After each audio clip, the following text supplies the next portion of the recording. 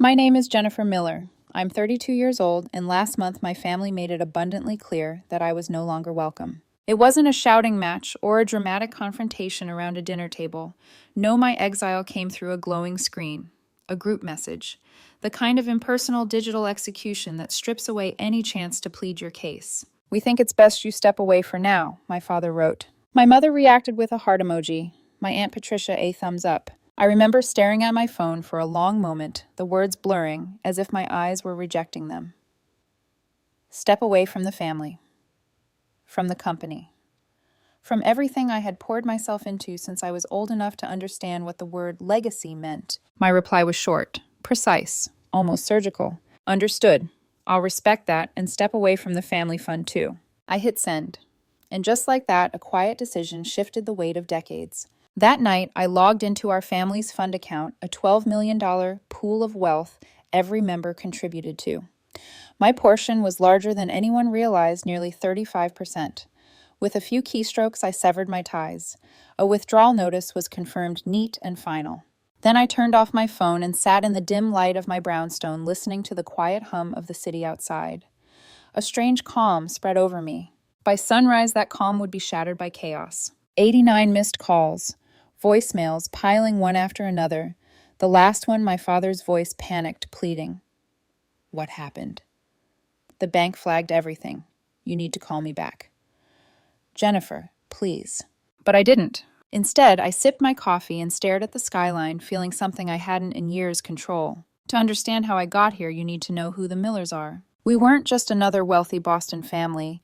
We were the Millers' financial aristocracy. 3 generations of men had built Miller Financial Advisors into a name whispered with respect in boardrooms and golf courses alike. Our house in Brookline was practically a museum of wealth oil paintings from European auctions.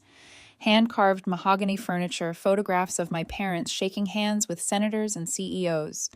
My mother, Diana, perfected the role of corporate wife. Her dinner parties were legendary, each slice of her apple pie sweetened with the promise of $1 million deal. And me, I was the quiet prodigy in the corner. While my cousins played tag, I devoured stock reports left carelessly on the coffee table. At 10, I asked my father about yield curves, earning a dismissive laugh. By 12, I could recite market trends that made my uncles uncomfortable. Even then, I saw the cracks in the empire my grandfather built. But instead of pride, my talent earned me condescension. You need to learn the family way of doing things, Jennifer, my father would say, patting my shoulder like I was a child holding a toy calculator. When I graduated top of my class at Wharton double major in finance and economics, I thought naively that would change. It didn't. At 24, I joined Miller Financial expecting responsibility. Instead, I was placed under my cousin Jake. Jake, who barely scraped through a state college, suddenly became my mentor because he had joined the firm 7 months earlier. Jake has more real-world experience, my father explained with a smile that felt rehearsed. I bit my tongue. For 8 years, I built portfolios, crafted strategies, and watched them outperform the market quarter after quarter. Clients started requesting me by name.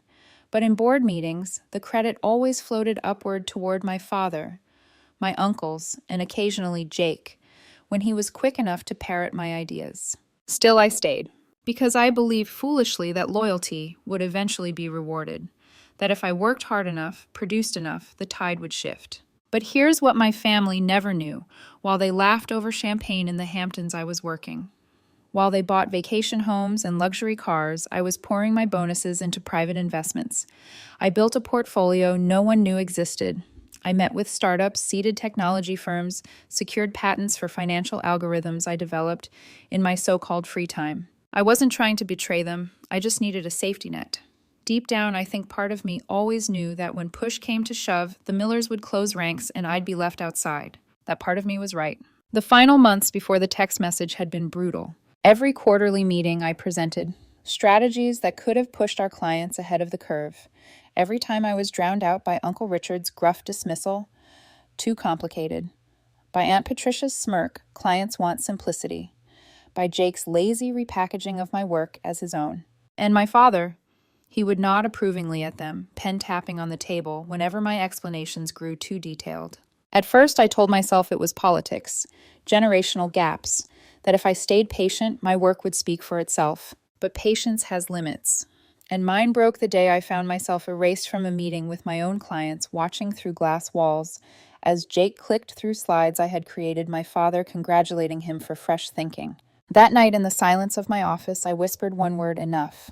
And I meant it. So when that group message came asking me to step away, I didn't fight. I didn't beg. I simply gave them what they asked for. What they didn't realize was that asking me to step away meant stepping away from my money too, from the millions that propped up their fund, their deals, their vacations, their illusion of invulnerability. As I initiated my withdrawal, my hands didn't shake. They were steady, clinical. But my heart, it was heavier than I wanted to admit.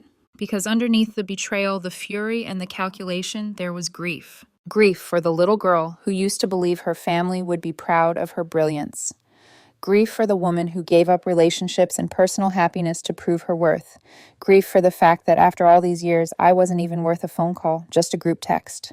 By morning, they would panic. By evening, they would beg. And by the end of it, they would finally see what they had thrown away. But in that quiet moment before the storm broke, I let myself mourn. Because sometimes the worst betrayals aren't the loud ones. They're the quiet, calculated ones delivered with a thumbs-up emoji.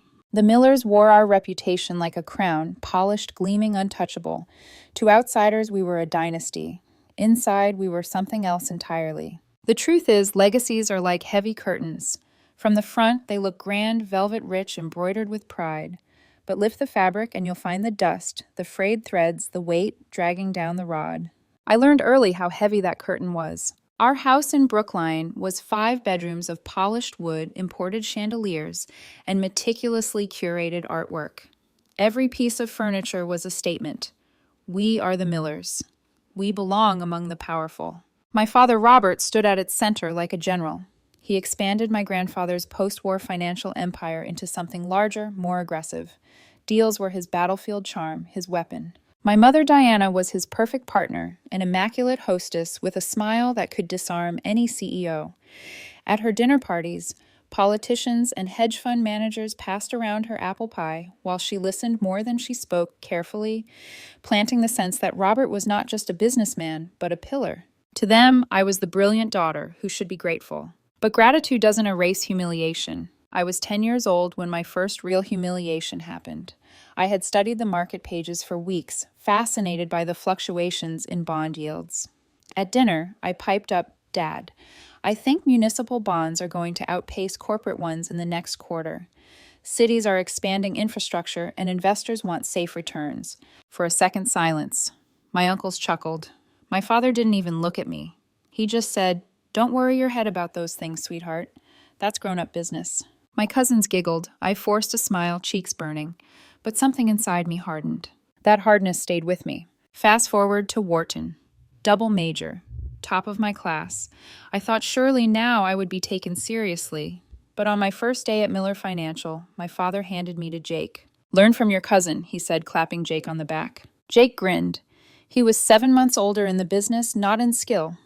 I still remember the smug way he explained a balance sheet to me, like I hadn't been building models since middle school. I could have corrected him. I didn't. I knew better. Because in my family, correcting a man, even one who barely understood the difference between a bond and a bill, was dangerous. But Amanda was different. My cousin Amanda wasn't like Jake, Patricia, or Richard. She wasn't a fighter. She wasn't trying to outmaneuver anyone. Instead, she carried this quiet resignation as if she had already given up on being heard. One afternoon, we slipped away for lunch, something simple away from the corporate suites and polished mahogany. I asked her why she never spoke up during meetings. "They don't want me to," she said softly, stirring her tea. "I don't bring money like you do. My job is to smile and make the Miller brand look appealing. And when they're tired of me doing that, they'll marry me off to someone useful." Her voice cracked on useful, but she forced a smile anyway.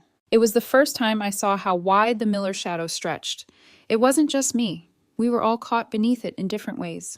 That day, Amanda whispered something that stuck with me. "Don't let them bury you alive, Jennifer." But burying was what they excelled at. Board meetings were rituals of power, not progress.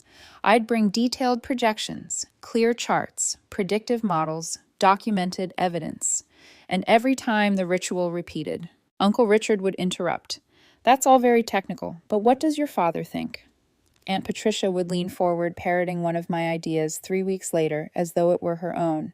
And my mother would pull me aside afterwards, smile fixed, and murmur, "Honey, men don't like women who sound too smart. You need to let them feel important." Her words stung because I knew she meant well, but beneath her advice was a plea. "Don't rock the boat, Jennifer. Don't make them turn on you." I tried. God, I tried. I held back. I let Jake bumble through presentations. I swallowed every slight. But my patience wasn't infinite. The Miller Family Fund was the perfect mirror of this imbalance. It was supposed to be a pool we all contributed to, equally $12 million, meant to finance ventures and buy vacation homes. But the truth was, I had built 35% of it, quietly, patiently. My contributions grew every year, far surpassing the others. And yet at the monthly meetings, every vote carried the same weight. Aunt Patricia, who never worked a day in finance, had equal say to me.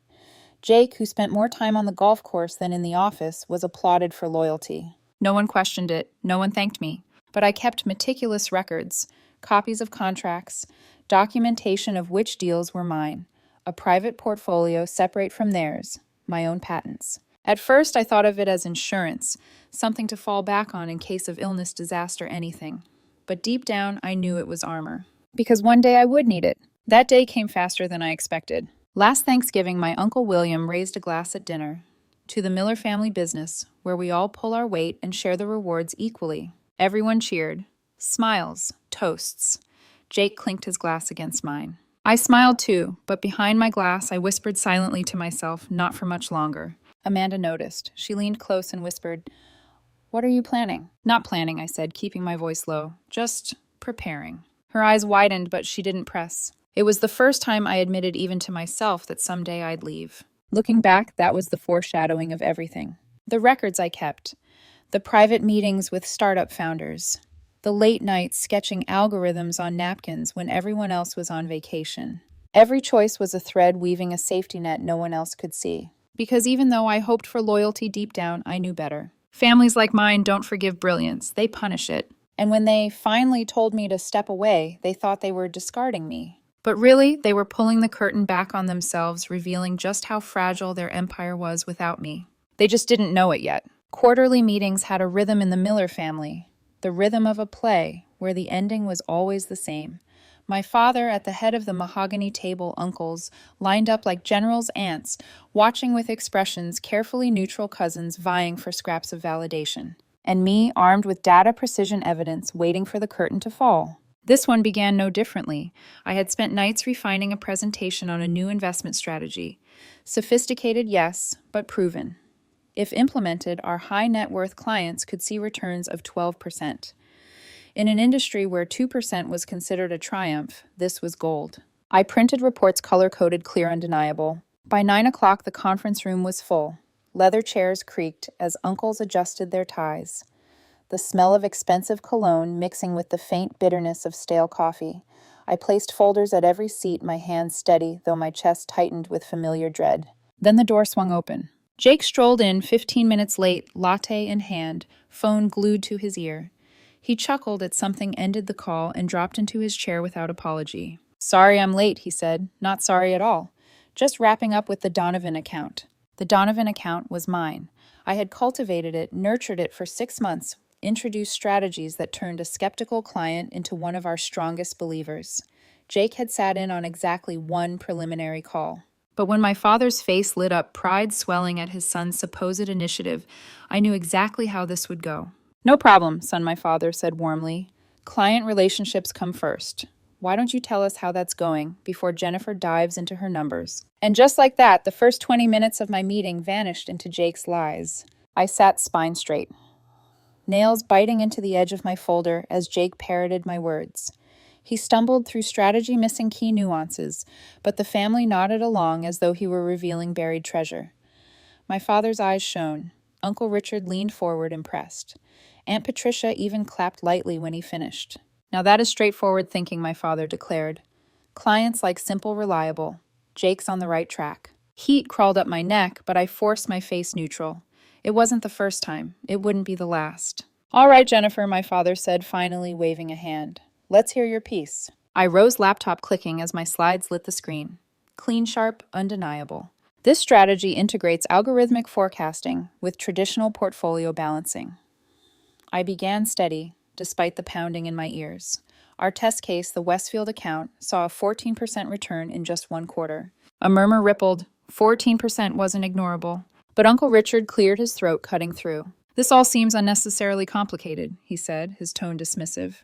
Our clients trust us because we keep things simple. Patricia nodded eagerly. Exactly. All these algorithms, charts, technicalities, it's just noise. Clients want to feel safe, not dazzled. Safe, simple, words they use like weapons against me. I drew a breath. With respect, our client surveys indicate they do want advanced strategies. They're leaving firms that don't adapt. If we don't, my father's pen tapped against the table, sharp, impatient. Tap, tap, tap. Jennifer, theory is one thing, but we deal in practical realities. It isn't theory, I said, voice tightening. It's evidence. The Westfield portfolio. You implemented that without authorization. His eyebrows rose, feigned outrage. You told me to do what I thought best for Westfield, I shot back, unable to mask the edge. That was not a complete overhaul. We both knew he barely listened that day, distracted by a golf tournament flickering across the office television. Jake seized the moment. I've got a simpler approach we could consider. He had nothing. No slides, no notes. Just that smug confidence that the Miller name alone would carry him. For 30 minutes, the family leaned in as he recycled ideas I had pitched last year, stripped of the details that actually made them work. Now this was the kind of thinking clients wanted, my father declared. Simple, straightforward. Miller through and through. The meeting ended, applause circling Jake like confetti. I gathered my untouched reports, my throat burning. But I wasn't done, not yet. I found my father in his office afterward, sports scores glowing on his phone. Dad, I'm concerned about the direction we're taking, I said, standing firm. Jake's proposal has gaps that expose clients to risk. Serious risk. Jennifer, you're too caught up in details, he said without looking up. This business is about relationships. Instinct. Relationships don't keep us compliant. Instinct doesn't protect client wealth. Numbers do. Finally, he looked at me, his eyes sharp and cold. You know what your problem is. You've never trusted the family way. Always thinking your degrees make you smarter than everyone else. The words hit harder than I expected. That's not true, I whispered.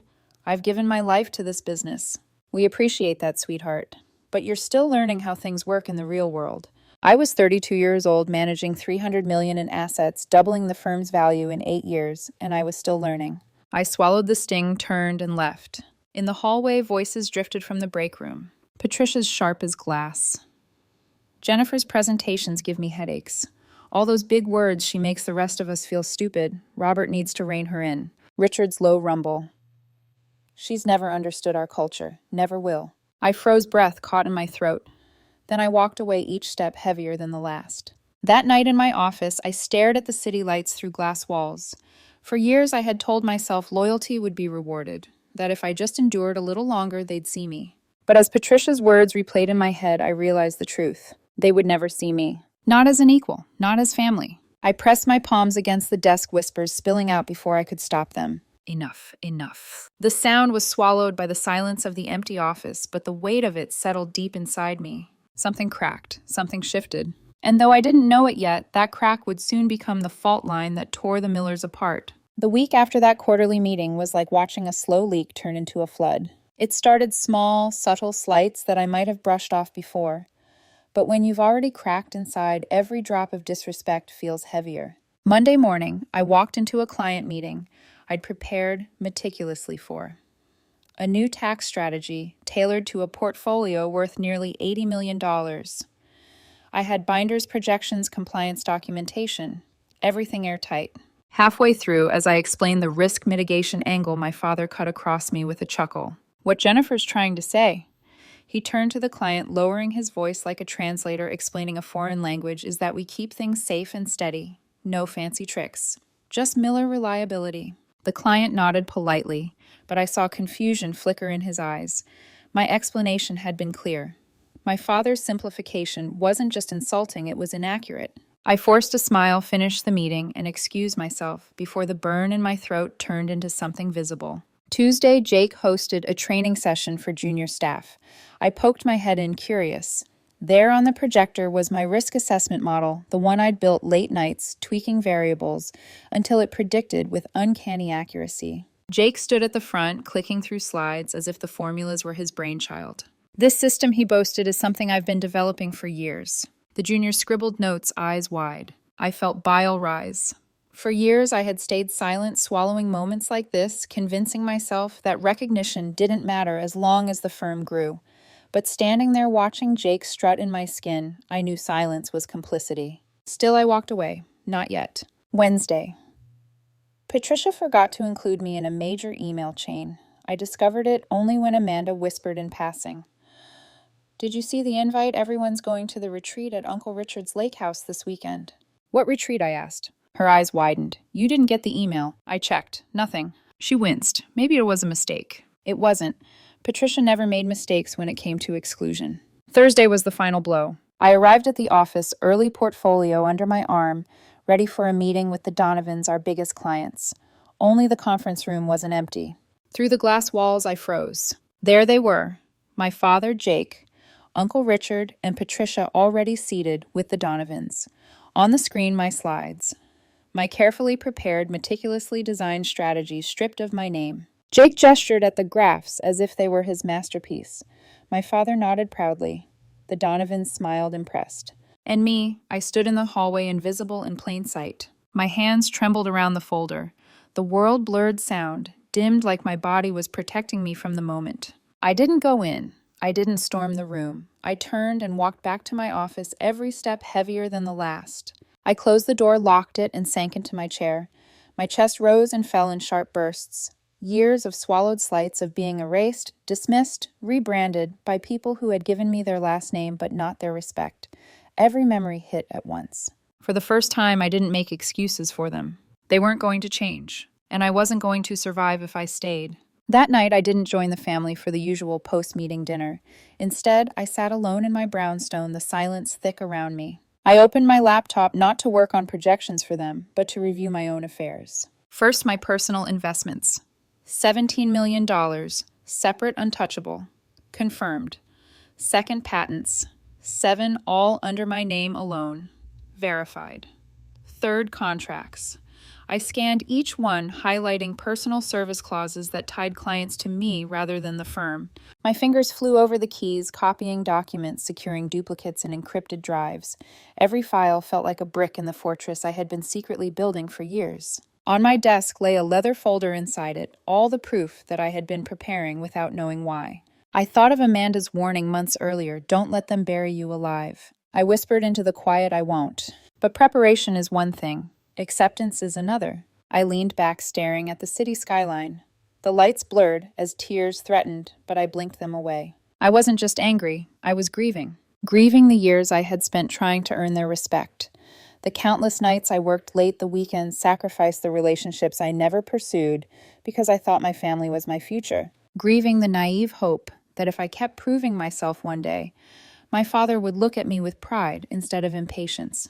Grieving the realization that I had been a fool. By midnight, my decision was clear. I confirmed my documents were locked down, checked my accounts again, then I opened the family WhatsApp group. There it was, dozens of messages about the upcoming retreat. Jokes, golf plans, Patricia sending reminders about wine pairings, and not a single message to me. I typed nothing, I just watched. Then I put my phone face down, stood and whispered again. Enough. This time it wasn't grief. It was resolve. That night, lying awake, I thought about my grandfather, the man who built Miller Financial from nothing, who used to tell me bedtime stories about risk and reward as if they were fairy tales. His voice echoed in my memory. Never play a game unless you're holding your own cards. I finally understood what he meant. For years, I had been playing with theirs. Now I was ready to play with mine. The next morning, I went through the motions suit coffee office. To the outside world, I was still the dutiful daughter, the dependable niece. But inside, something had shifted. I wasn't waiting for their approval anymore. I was preparing for war. And when the group text came the following week, casually telling me to step away from client management, no one realized they had already lit the fuse. Because I wasn't stepping away empty-handed. I was stepping away with everything they had taken for granted. And I was finally ready to let them feel what it was like to be left out in the cold. Friday afternoon. The sun slanted through my office blinds, warm streaks cutting across my desk. For a moment, the quiet felt almost normal emails contracts the soft hum of my computer. Then my phone buzzed. It was the Miller family WhatsApp group, the same chat where vacation photos, golf scores, and forced birthday greetings usually lived. This time the message wasn't casual. It was from my father. After considerable discussion among the senior family members, we think it would be best if Jennifer steps away from client management for now. We appreciate her background work, but recent feedback suggests clients respond better to our traditional approach. This isn't permanent, just a chance to realign with the Miller way of doing things. I stared at the screen. Step away. Background work. Clients respond better to tradition. Each word landed like a stone, not one-on-one, not even a phone call, just a sterile group message as if I were being removed from a dinner reservation. Then one by one the reactions rolled in. Uncle Richard completely agree. Smart move. Aunt Patricia endorsed. Jake. Happy to take over her accounts during the transition. My mother. We only want what's best for everyone. Cousins chimed in. Makes sense. Best for stability. We support this. Not a single objection, not one pause. My fingers trembled, but not from shock. The shock had burned out long ago. This was confirmation, not revelation. For a long moment, I just watched the screen, the chat filling with words that stripped me of everything I had built. Then I felt it the strangest calm. I typed slowly, deliberately. Understood. I'll respect that decision and step away from the family fund too. Wishing everyone continued success. I pressed send. To them, it was a polite bow and obedient acceptance. But between the lines, I had dropped a grenade. 17 minutes passed. During that time, more affirmations came in. Patricia's smug, proud of us for making tough calls. Jake's gloating. I'll take care of Donovan personally. My mother's Jennifer, don't be upset. This is temporary. None of them realized what I had done. At precisely 5:18 p.m., I logged into the fund portal. As one of the primary contributors and administrators, I had full access. Balance $12 million. My portion, $4.2 million in contributions, plus $1.7 million in growth tied to my strategies. Nearly $6 million. With a few keystrokes, I initiated withdrawal. The system flashed a warning. Are you sure? I clicked yes. The transaction moved neat as cutting a thread. Legally, I had every right. Our agreement allowed contributors to exit with proper notice. I emailed our attorney, citing the exact clause, attached documents, blind copied myself. It was all clean clinical, but I knew what it meant. The fund was designed with liquidity requirements, half of it kept in cash or equivalents for quick opportunities. My withdrawal wouldn't bounce, but it would rip a gaping hole in the structure. And more than that, it would trigger alerts. Every administrator would be notified instantly. Every phone would buzz. Every smug cousin, every dismissive uncle, every proud parent interrupted mid-dinner, mid-drink, mid-laugh. I closed my laptop, sat back, and waited. At 7:30, my phone began buzzing. WhatsApp texts, calls. I ignored them. By 10:47, my father's specific ringtone cut through. I let it go to voicemail, again, 4 times. Finally, I turned the phone off completely. I made tea, ordered Thai takeout, watched a movie I hadn't allowed myself to enjoy in months. For the first time in years, I felt free. The next morning, I turned my phone back on. It took minutes to load the flood of notifications. 64 missed calls, 127 texts, 43 WhatsApps, 17 voicemails. I poured myself coffee before listening. The first voicemail, entered 48 p.m. Jennifer, it's Dad. Call me immediately. There must be some mistake with the fund transfer. Second, 11:10. This is unacceptable. Whatever point you're trying to make, this isn't the way. Call me now. By 2:15 a.m., his voice cracked into panic. What happened? The bank has flagged everything. The fund is frozen. You need to call me right now. By 6:30 a.m., his tone was broken. Jennifer, I don't understand. Whatever we did to upset you, this seems extreme. The bank needs your verification to unfreeze accounts. Please call me back, please. I set the phone down, sat with my coffee. This was the moment I had been preparing for all along. All the years of being diminished, erased, outvoted. All the times I swallowed my pride, convincing myself loyalty would someday be rewarded. That was gone. Now they were the ones waiting, calling, begging. And for once I had nothing but time. Still beneath the calm, there was ache. This was my family, my father, my mother. The aunts and uncles who had raised me mocked me, shaped me. I didn't hate them. I didn't even want to destroy them. I just wanted them to feel what I had felt all my life. Invisible, powerless, disposable. Now they finally did. That afternoon, Sandra called. Sandra, my old college roommate, now a senior manager at the very bank handling the family fund. She didn't break rules, didn't share confidential details, but her voice carried a knowing lilt. Your family's creating quite a scene, she said. Your father's been on 3 calls already. Your uncle showed up demanding to see the bank president. I laughed softly. I'm sorry you have to deal with them. Don't be, she said. Everything you did is by the book. The freeze is standard protocol. Anti-fraud measures. Once documentation clears, it'll resolve. I exhaled. Good. They're panicking, she added. And honestly, Jennifer, I don't think they've ever realized how much leverage you had until now. Her words hit me, because it was true. For years, they'd treated me like a child, a nuisance, a background worker. They never noticed the foundation I'd been quietly building. But they were noticing now. By evening, the WhatsApp messages shifted. No more bravado, no more smugness. Uncle Richard. This is sabotage. She can't just Patricia. I've always admired Jennifer's brilliance. We need to work together. Jake. What about the Henderson deal? We were counting on that. My mother, Jennifer. Honey, please. Talk to us. We can fix this. The mask was slipping. Their empire depended on me more than they ever admitted. And now they had no choice but to face it. I leaned back on my couch phone, buzzing beside me. Outside, the Boston skyline glowed under twilight. For the first time in my life, I wasn't the one chasing their approval. They were chasing mine, and I wasn't going to let them catch it easily. By Saturday afternoon, the Millers were unraveling. Even with my phone on silent, I couldn't avoid the flood. The screen lit up every few seconds, angry text, tearful voicemails, panicked WhatsApp notifications. Each one a note in the orchestra of their meltdown. For years, they had orchestrated my silence. Now they were playing to my rhythm. The first messages had been fury. Uncle Richard. This is sabotage. You can't just walk away like this. Patricia. Typical Jennifer. Emotional, reckless. Always too extreme. Jake. Do you have any idea what you've done to the Henderson deal? By evening, fury shifted to desperation. My mother.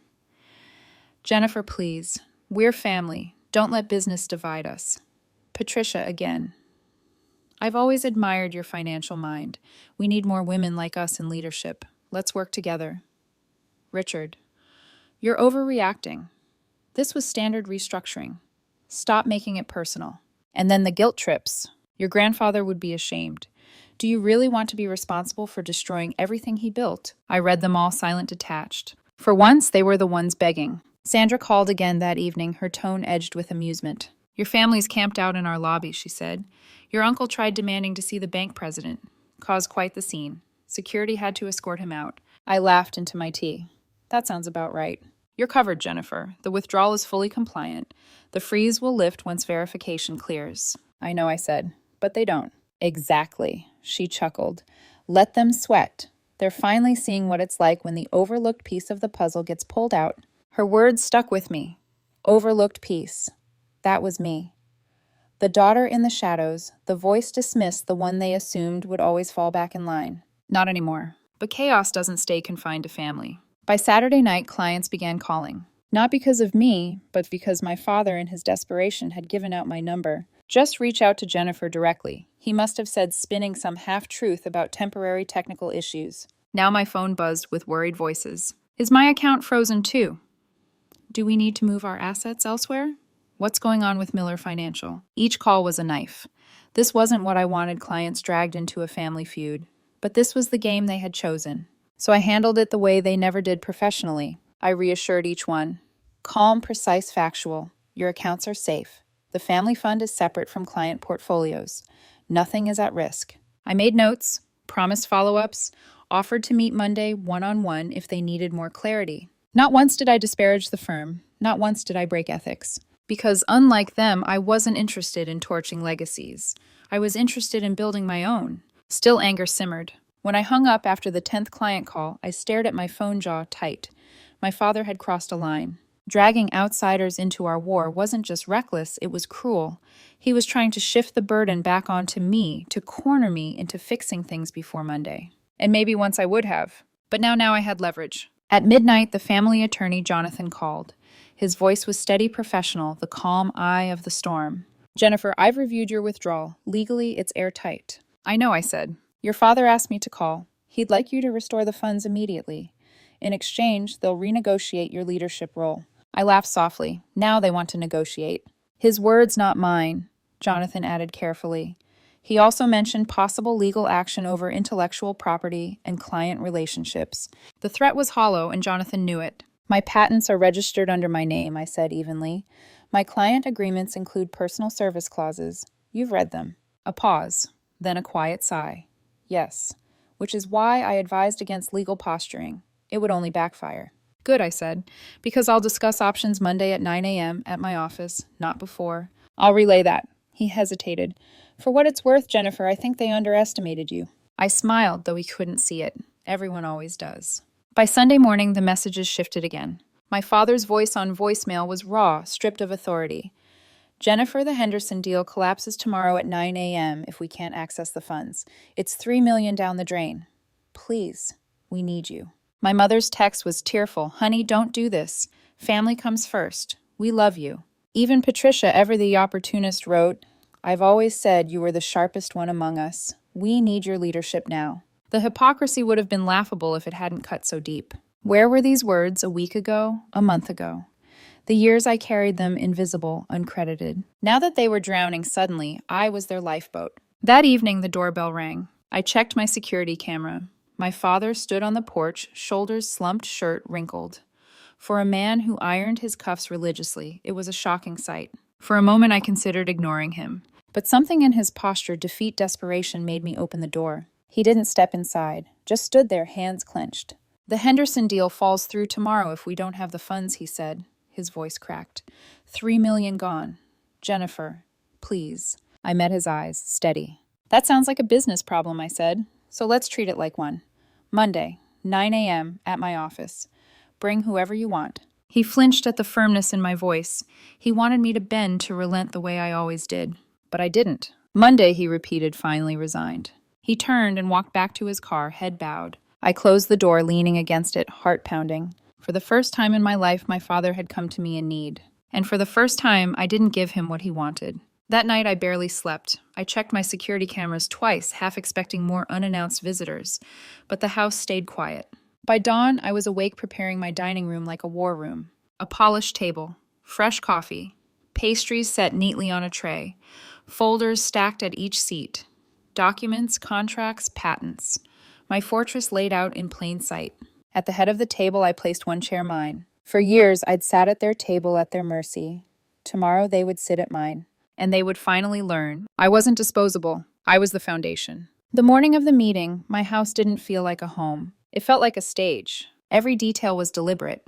The dining table polished to a mirror. Sheen folders aligned in precise stacks. A tray of pastries at the center, like a peace offering I didn't intend to give. I brewed coffee, the rich aroma curling through the air, grounding me, as adrenaline simmered beneath my skin. At the head of the table sat my chair. For years, that seat had belonged to my father. Today, it was mine. At 8:30, the security camera buzzed. They were early. I tapped the screen, and there they were. My father, Uncle Richard, Aunt Patricia, cousin, Jake and Jonathan, our attorney. A procession. A business army. They stood on my porch like conquerors about to reclaim stolen ground, but their faces betrayed them. Tension etched into brows, lips pressed tight. Jake's smirk stretched too thin. I waited until 8:59 to open the door, 1 minute before the hour. 1 minute that reminded them this was my timeline, not theirs. Come in, I said evenly, stepping aside. They filed past me, eyes flicking around the brownstone. Patricia's gaze lingered on the artwork, the high-end furnishings she hadn't known I owned. Jake muttered something under his breath. Richard's jaw worked grinding invisible stone. But my father's eyes stayed on me, sharp but weary. The dining room is prepared, I said, leading them through the hall. They entered the room and paused. It was subtle, but I saw it. The surprise at the setup, the discomfort of seeing me at the head of the table. Patricia forced a smile. You've done well for yourself, Jennifer. Lovely home. Coffee, I asked, ignoring the compliment. A few murmured yeses. I poured with deliberate calm, each gesture a reminder of who was hosting whom. Finally, I sat my chair at the head and waited until the silence grew heavy. My father cleared his throat. Jennifer, we're here to resolve this situation quickly. The Henderson deal. I raised my hand, a gesture he had used countless times to silence me. He froze. Before we discuss any specific deals, I said, voice steady, we need to address the larger issue. I've withdrawn my contribution from the family fund. Legally, transparently. The bank has confirmed it. This is ridiculous, Richard snapped, leaning forward. You're holding the family hostage because your ego's bruised. I turned my gaze on him, calm as ice. This isn't about ego, it's about value. For 8 years, I've produced results above market average. My division generated 62% of profits last quarter, yet I was removed from client management via group text based on false feedback. That wasn't business. That was dismissal. Patricia leaned in, voice syrupy. Darling, that was poorly worded. We were going to explain more at the retreat. The retreat I wasn't invited to, I cut in. Her smile faltered. Jake snorted. Come on, Jennifer. You're blowing this out of proportion. You got your feelings hurt, and now you've jeopardized a $20 million deal. I faced him squarely. I didn't jeopardize anything. I withdrew what was mine. If the Henderson deal couldn't survive without my money. That says everything about how dependent you've been on me without admitting it. Jonathan interjected, calm but firm. Perhaps we could focus on immediate solutions first, then long-term structure later. The Henderson deadline is hours away. I nodded once. Reasonable.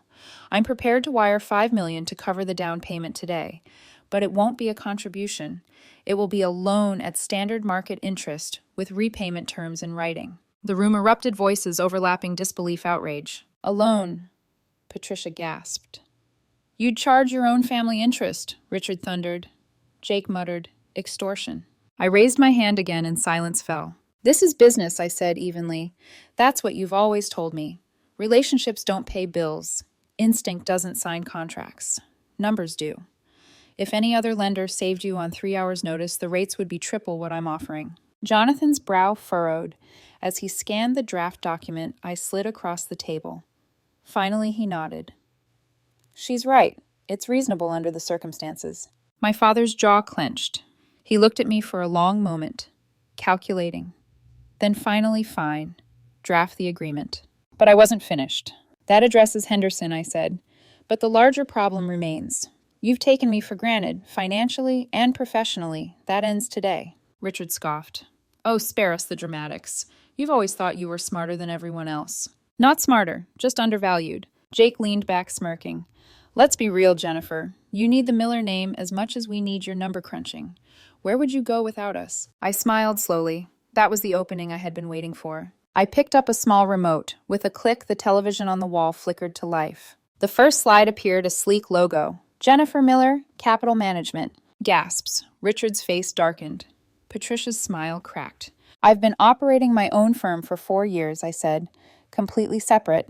My clients' portfolios have averaged 17% returns, higher than Miller Financial's 9%. That's not possible, my father muttered. You've been here full time. Evenings, weekends, the vacation days I never took while you were in the Hamptons, I said. I clicked again. Charts filled the screen, growth curves, performance metrics. Click, a list of patents. These algorithms are mine, I continued. Filed in my name, developed on my time, legally protected. Click, a client list. Names that made Patricia's eyes widen, Richard's jaw slacken. 27 high net worth clients, not one of them Miller clients. Assets totaling $400 million. Click contract excerpts. And 17 current Miller clients with personal service agreements that give them the option to follow me if I leave. Assets worth $230 million. The silence was absolute. Finally, Richard exploded. This is betrayal. You can't compete with the family business. My contract allows personal investments as long as I don't solicit Miller clients, I said smoothly, sliding the paperwork across the table. Jonathan read quickly, then nodded reluctantly. She's right. The clause is broad. Patricia, scrambling, reached for her usual weapon, false warmth. Jennifer, dear, you should have told us.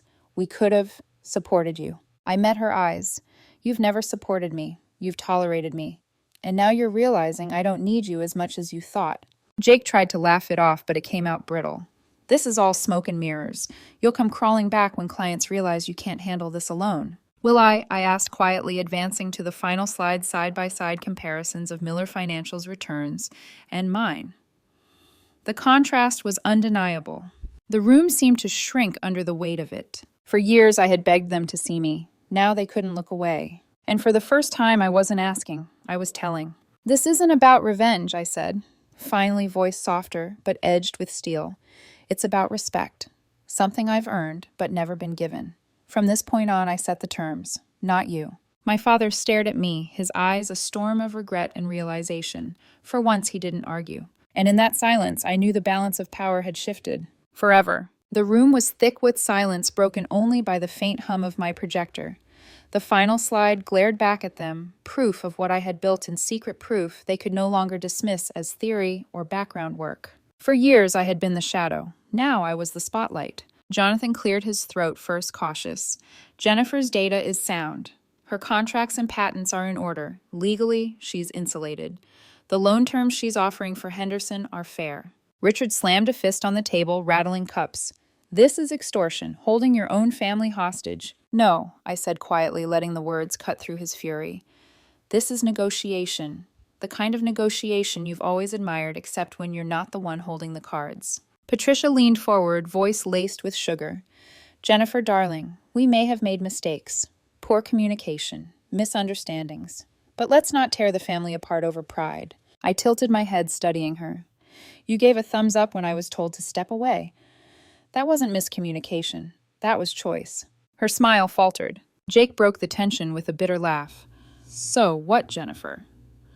You've got a little side hustle.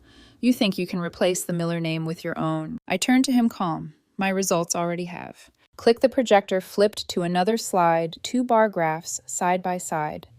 One showing Miller Financial's stagnant 9% returns, the other my firm's 17% growth curve. Jake's smirk wavered. "Clients don't care about the Miller name anymore," I said.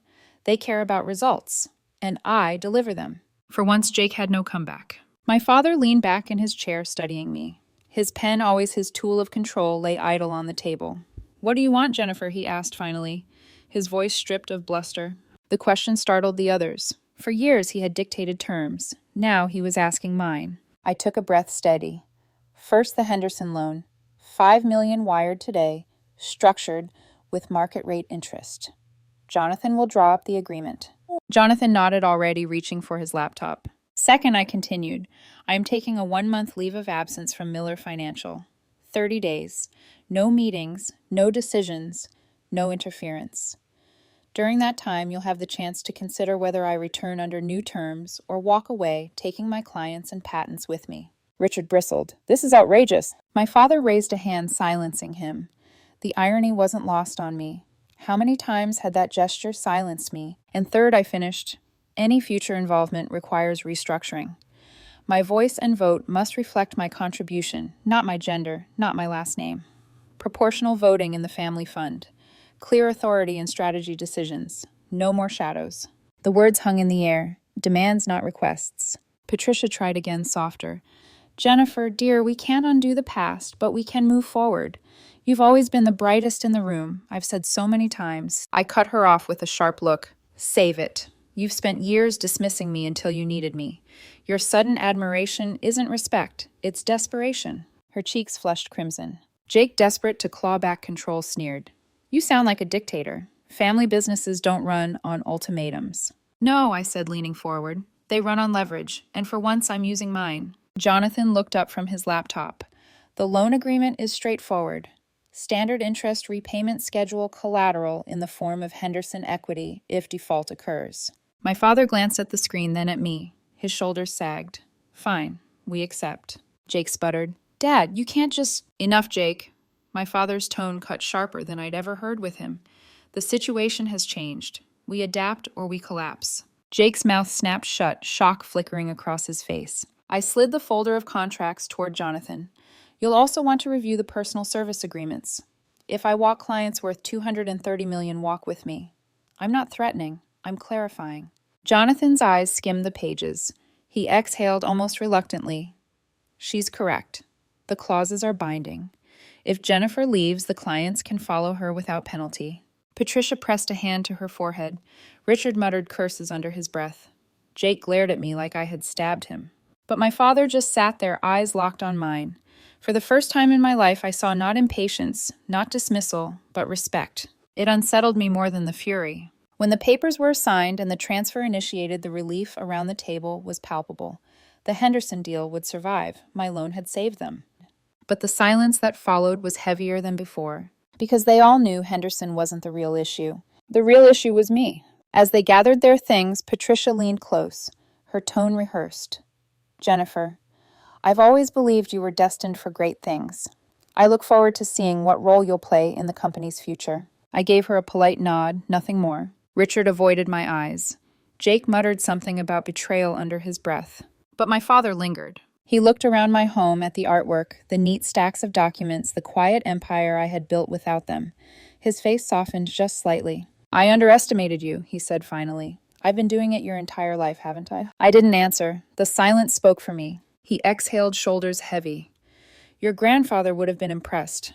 He valued results more than anything. I felt a strange ache in my chest, old longing, old hurt, but I didn't let it show. Monday, I said simply. We'll reconvene in 30 days. He nodded once. Then, for the first time in years, he left without trying to have the last word. When the door shut, I stood alone in the silence of my dining room. Coffee cups half drained, papers scattered, the faint scent of cologne lingering like ghosts. I sank into my chair, the head of the table, and let the reality settle. For the first time, I hadn't begged or compromised or swallowed my pride. I had dictated terms, and they had obeyed. But I knew this was only the beginning. 30 days.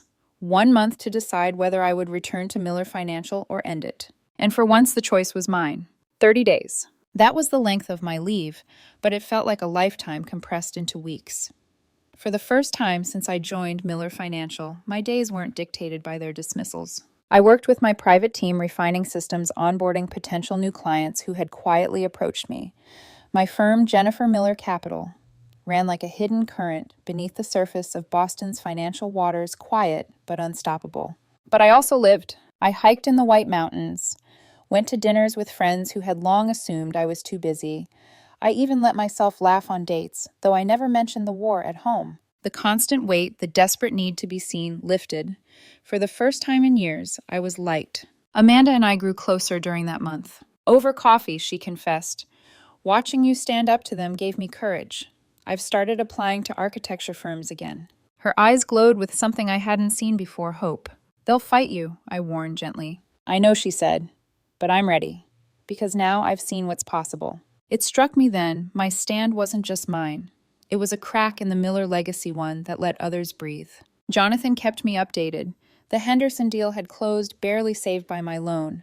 My father had implemented some of my strategies reluctantly at first, then with growing acceptance. Clients were pleased. Numbers were up. But beneath that, the family churned. Heated debates over my return, whispered arguments over the fund power balances, shifting like tectonic plates. And always the shadow of our next meeting loomed. I chose the location carefully, a private room in an upscale Boston restaurant. Neutral ground. No mahogany conference table where my father reigned. No dining room where they could call it home. A round table equals seats. No head. Symbolism matters. They arrived as a group again. My father, Richard, Patricia, Jake, Jonathan. But this time, 2 new faces joined them, my mother and Amanda. It unsettled the others, I could tell, but I had invited Amanda myself. When we sat, the table felt different. The weight of the last meeting lingered, but the energy had shifted. My father spoke first, his tone subdued. Jennifer, we've had time to consider. The family has benefited from your contributions in ways we failed to acknowledge. We'd like to propose a new arrangement. Jonathan distributed folders. Miller Capital Management, my father continued. A new division with you as president and CEO. Full autonomy in strategies and client relationships. Profit sharing structured separately from the pool. I scanned the proposal. Ownership stake. Decision-making authority. Compensation tied directly to performance. More than I expected. And Jonathan added, the family fund will restructure. Voting rights proportional to contributions, not equal across the board. My pulse quickened. That single change dismantled decades of imbalance. Patricia's freeloading. Richard's arrogance. Gone. What about succession, I asked. A merit-based plan, my father said. Performance and results, not seniority or politics. The old rules bloodline, first merit, second erased. The room waited for my reaction. Uncle Richard shifted, uncomfortable. Then shockingly, he spoke. I'll admit it, he said gruffly. I dismissed your strategies because they weren't ours. But results speak. I was wrong. Patricia added quickly, the family business must evolve. We can't resist progress.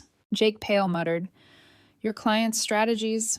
I didn't realize how deep they went until I reviewed them. I underestimated you. Each word was dragged from them, but they said them all the same. For years I'd been erased. Now they couldn't stop acknowledging me. Then my mother reached across the table, squeezing my hand. Just a simple gesture, but it nearly undid me. She whispered I should have defended you sooner. For a moment I had to look down, steady my breath. I lifted my head. I'll need time to review this. 1 week. My father nodded. Of course. We're not expecting an immediate answer. But his eyes, softer than I'd ever seen them, held something I'd waited my whole life for. Respect. In the days that followed, my team and lawyers pored over the proposal. We made adjustments, drew boundaries. Protected my patents, secured clauses for my clients. In the end, I agreed. Miller Capital Management was born as a division under the family banner, but with me at the helm, my independence intact. My private business merged and my voice waited at the table. My money returned to the fund, but under the new proportional voting. The transition wasn't smooth. Old habits lingered. My father tried to override decisions. Jake tried to take credit in meetings. Patricia whispered her usual undermining comments. But now there were structures in place, and more importantly, they all knew I was willing to walk away. And they couldn't risk it. Over the next year, Miller Capital Management outperformed every other division. Clients flocked to us, drawn by innovation. Even skeptics began to admit the complicated strategies worked. Amanda left the company altogether. She started her architecture career with my investment behind her. Her smile, free of resignation, was worth more than any return. My father and I built something new too. Not perfect, but better. Mutual respect where once there had only been dismissal. One evening, months later, we sat together reviewing quarterly results. My father leaned back, thoughtful. I've been thinking of your grandfather, he said. When he handed me the business, he said, the best legacy isn't preservation, it's evolution. I never understood it. I think I do now. I looked at him. Evolution is harder. It means admitting the original form wasn't perfect. He nodded slowly, and pride makes that difficult. I was so focused on preserving what he built, I resisted the changes that would have made it better, even when they came from you.